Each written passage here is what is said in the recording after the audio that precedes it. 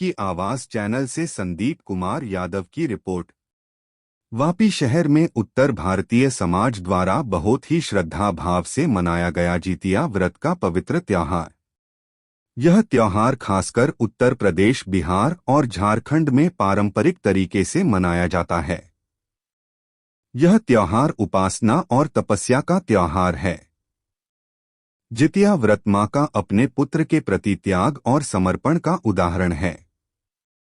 यह व्रत माताएं अपने पुत्र के दीर्घायु और उज्ज्वल भविष्य के लिए रखती है। जितिया व्रत का विधि और नियम बहुत ही कठिन है। माताएं कुल 2 दिन का उपवास रखती हैं। माताएं इस व्रत में किसी भी प्रकार का अन्न या जल का सेवन नहीं करती। यह एक निराजली व्रत है।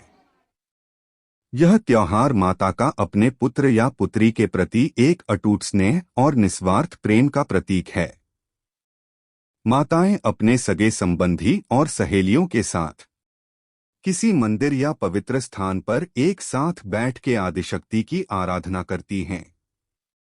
इस व्रत के तहत माताएं अपने सखियों सहेलियों को कहानियां सुनाती हैं। माताएं रात भर भजन कीर्तन और नाम का जाप करती हैं। यह व्रत श्रद्धा और संयम के साथ किया जाता है।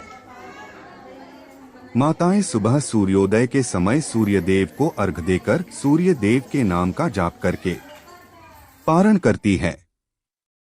इस प्रकार जितिया का व्रत पूर्ण किया जाता है।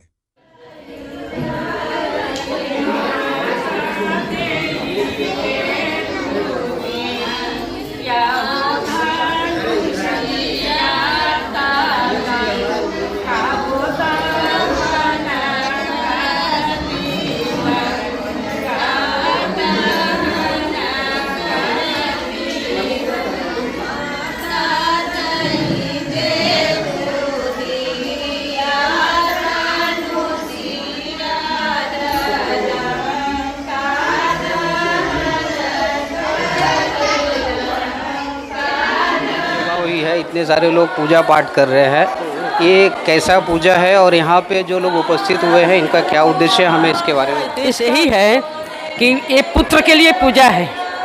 पुत्र के लिए पूजा है। हम लोग साल में एक बार अपने पुत्र के लिए 24 घंटा उपासना करते हैं। जल पानी कुछ नहीं खाते हैं।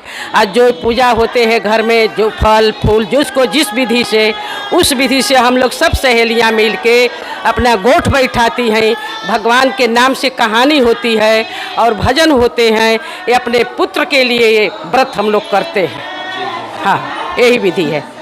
हाँ, तो ये जो व्रत है आपका, इसका कोई ये है कि मतलब कौन कर सकता है कौन नहीं कर सकता है? जो शादीशुदा महिलाएं हैं अपने पुत्र के अच्छे भविष्य के लिए, उनकी सेहत के लिए ये व्रत रखती हैं महिलाएं।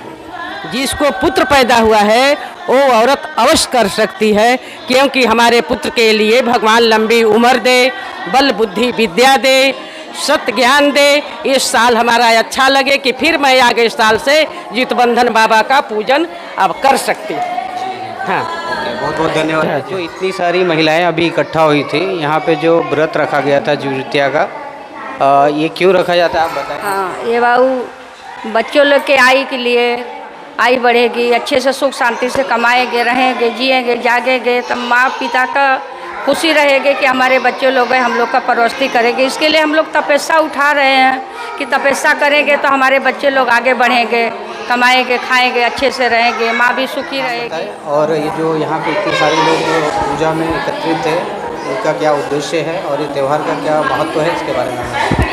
मेरा नाम कविता है और यहाँ पे सब इकट्ठा हुए थे जितिया व्रत सेलिब्रेट करने के लिए। और ये खास करके यूपी, बिहार और झारखंड की लेडीज़ें अपने बच्चों की आयु के लिए और उनकी सुख समृद्धि के लिए करती हैं। जैसे कि ज़रूरी नहीं होता कि केवल लड़कों के लिए ही किया जाए, ये लड़कों और लड़कियाँ दोनों के लिए किया जाता है। और ये कोई भेदभाव ऐसा कुछ नहीं है, ये सभी माताएँ करती हैं अपने बच्चों की लंबी आयु के लिए और उनकी सुख समृद्धि और उनका जो आज बच्चे आगे बढ़े उनकी अच्छी कामना करती हैं। आप बताइए। बच्चों के लिए ही सब माताएं करते हैं, लंबी उम्र के लिए। हाँ, उज्जवल भविष्य के लिए, लंबी उम्र के लिए, सुख समृद्धि के लिए, हमारे बच्चे अच्छे हो और हमेशा सही सलामत रहे। मेरा नाम सुमन यादव है, मैं वापी से हूँ और रहने वाली यूपी की। और ये हमारे जो आज हम लोग व्रत रखे हैं, हमारे यहाँ पे इसकी बहुत बड़ी मान्यता है और हम अपने बच्चों के लिए बहुत ही मतलब दिल से और आराध्य से हम लोग इस फास्ट को अच्छे से उपवास करते हैं और पूजा बहुत ही धूमधाम से इसके करते हैं। और सबसे हमारे यहाँ पे हमारे यूपी के मतलब जो भी इतने सारे त्यौहार हैं उनमें से ये एक है जो सबसे भारी त्यौहार है। और ये मतलब हमको ऐसा लगता है कि हमको इनसे ही पावर मिलता है। 2 दिन का पूरा निराजल उपवास हम रखते हैं और ये बहुत ही दिल से करते हैं कि हमारे बच्चों का उज्जवल भविष्य हो और हम अपनी ज़िंदगी में, हमारे बच्चे अपनी ज़िंदगी में अच्छा तरक्की करें, उनकी लंबी आयु हो और अपने जीवन में आगे बढ़ें। और ये त्यौहार सिर्फ लड़कों के लिए नहीं है, ये लड़कियों के लिए भी हम करते हैं। हम अपने पूरे तीनों बच्चों के लिए मतलब ये धूमधाम से त्यौहार करते हैं। Thank you.